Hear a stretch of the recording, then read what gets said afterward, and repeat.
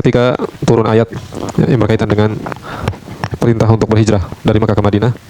Di sana kemudian ada seorang yang bernama Habib ibn Damrah Al-Laisi. Beliau ini orang yang sudah tua renta. Ya, ketika turun perintah ayat hijrah, beliau kemudian berkata kepada anak-anaknya, ihmiluni fa inni lastu minal mustad'afin. Bawalah aku, sesungguhnya aku bukan orang yang lemah untuk berhijrah. Ya, karena memang orang-orang yang ada uzur tidak bisa berhijrah, maka ini dimaafkan oleh Allah Subhanahu wa taala. Sebetulnya Habib ibn Damrah Al-Laisi ini seorang yang sudah tua renta, ya, dalam keadaan lemah, tidak berdaya, ya, tidak bisa melakukan perjalanan dari Makkah ke Madinah, tidak bisa hijrah, ya. Tetapi beliau kemudian merasa bahwa dirinya harus hijrah.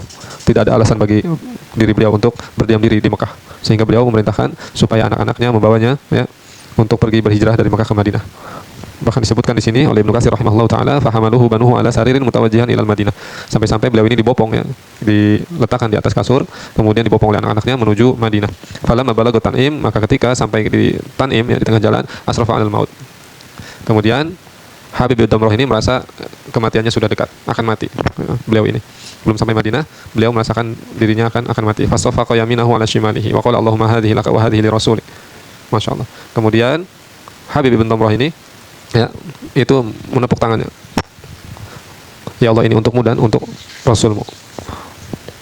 Wa mata hamidan, dan kemudian beliau mati dalam keadaan terpuji. Masya Allah.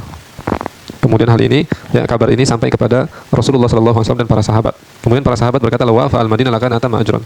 Sungguh, ya, kasihan Habib bin Damrah ini. Kalau sekiranya dia sampai ke Madinah, maka akan sempurnalah pahalanya. Tetapi kemudian turunlah firman Allah Subhanahu wa taala, "Wa may yuhajir fi sabilillah yajid fil ardi muragaman katsiran wa sa'ah, wa may yakhruj min baitihi muhajiran ila Allah wa rasulih, tsumma yudrikuhul mautu faqad waqa ajruhu 'ala Allah, wa kana Allahu ghafurur rahim."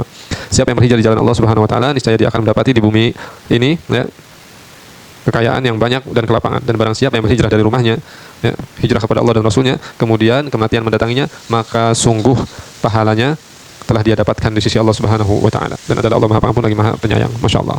Ya. Jadi Habib ibn Damrah Al-Laisi, beliau telah mendapatkan pahalanya di sisi Allah Subhanahu wa taala.